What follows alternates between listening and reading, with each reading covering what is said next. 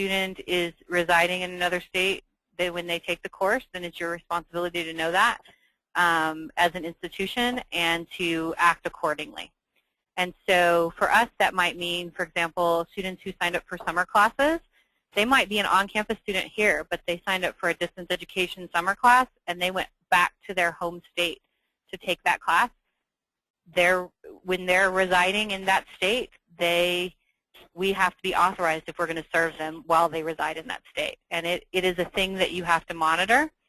Having said that, I have never heard of anyone being penalized so long as at the date of registration you have confirmed where they live and you have a system in place for monitoring, which means that you ask students when they register, where do they live, what state do they reside in, that you ask them when you send them a transcript, that you're actively monitoring that. If you're not asking for that information, then that is when you would run into problems. So it is definitely something you want to be aware of.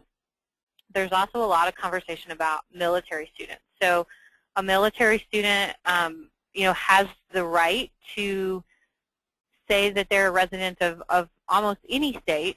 So they might be a permanent resident in the state of Florida, but they might be stationed in another state, and they can claim either state as their state of residence. There hasn't been a lot of clarification from the Department of Education or from states about how they're going to choose to regulate that.